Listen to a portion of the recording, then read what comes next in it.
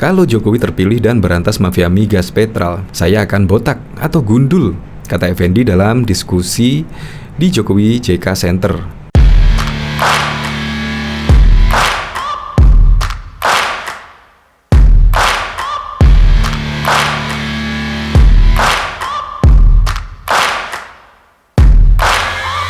Searching for greatness in a sea of the dying and shameless, a sea of the aimless. I don't wanna be one of the nameless. Belum menyaksikan video ini, pastikan bosku jangan lupa subscribe, karena subscribe itu gratis plus bonus tonton video terbaru setiap harinya.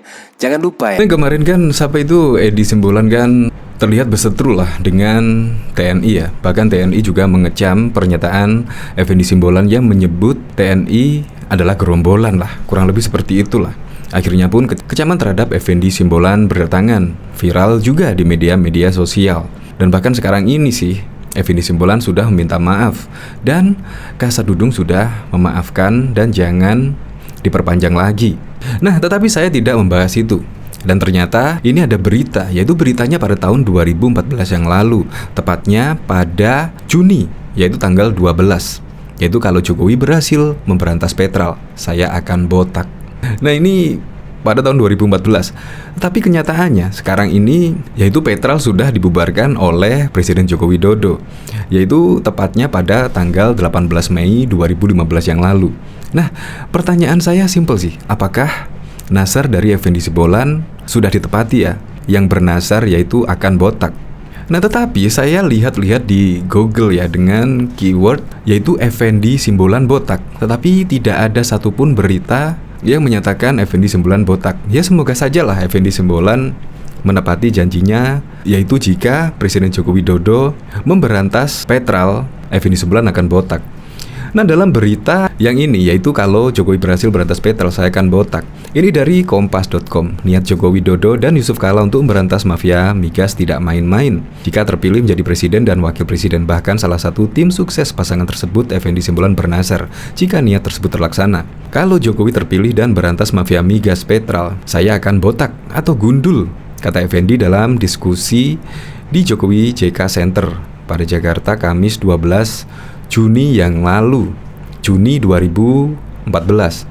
Nah, selang 1 tahun kemudian, ya bisa jadilah Effendi Simbolon tersebut pasti akan terkaget-kaget karena PT Pertamina Energy Trading atau Petrol akhirnya resmi dibubarkan setelah hampir 1 dekade.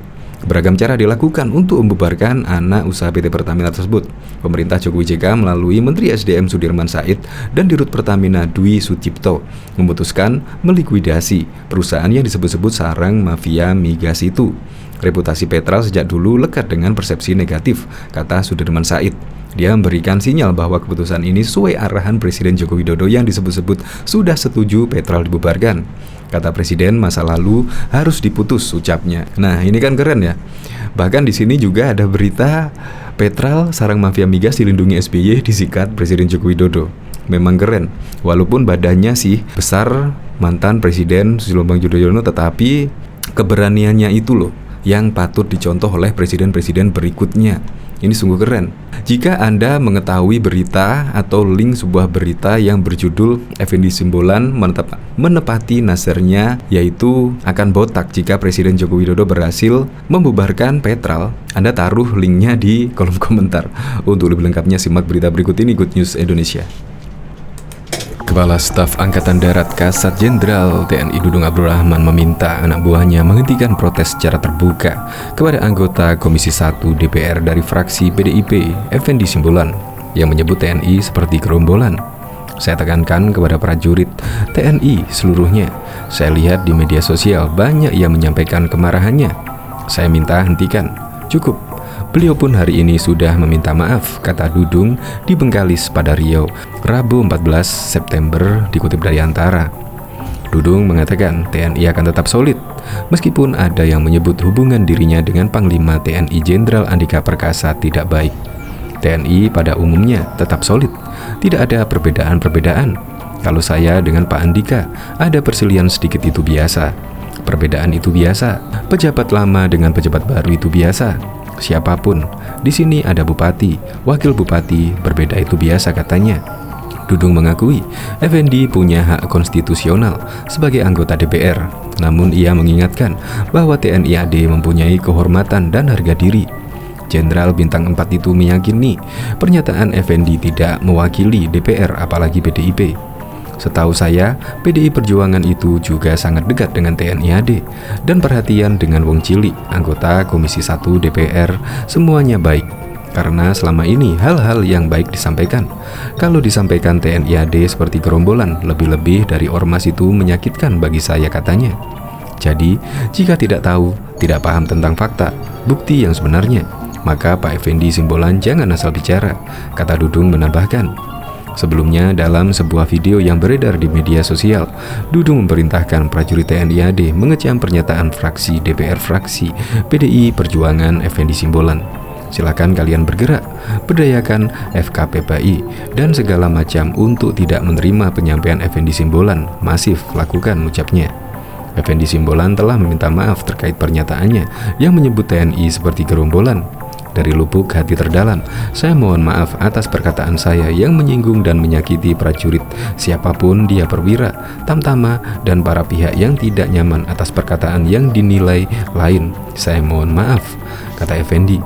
Bahkan diketahui pada 2014 yang lalu, niat Joko Widodo dan Yusuf Kala untuk memberantas mafia migas juga tak main-main jika kelak terpilih menjadi presiden dan wakil presiden. Bahkan salah satu tim ses pasangan tersebut, Effendi Simbolon, bernasar jika niat tersebut terlaksana. Saya juga nasar kalau Jokowi terpilih dan berantas mafia migas di Petral PT Pertamina Energy Trading. Saya akan botak gundul, kata Effendi dalam sebuah diskusi di Jokowi JK Center Jakarta pada Kamis 12 Juli 2014 yang lalu. Dia menyayangkan kinerja Komisi Pemberantasan Korupsi selama ini yang hanya bertaring untuk mengutak-atik soal tunjangan hari raya THR di SKK Migas yang dinilainya tak seberapa, padahal ada yang lebih besar dari itu.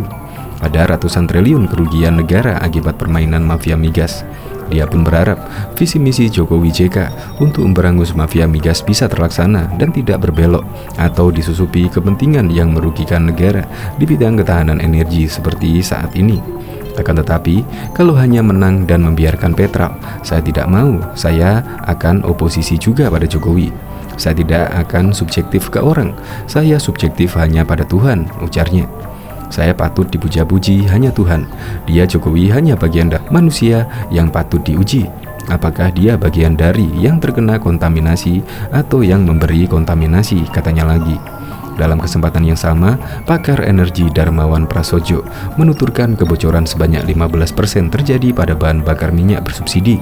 Dia mengatakan jika subsidi BPN yang ditetapkan dalam APBN 2014 sebesar 285 triliun, pada artinya ada 42 triliun kerugian negara hilang akibat diselundupkannya di luar negeri. Subsidi transportasi di APBN 285 triliun. BHP Migas dengan Pertamina mengakui karena BBM sangat mudah kalau dijual keluar, kata Darmawan.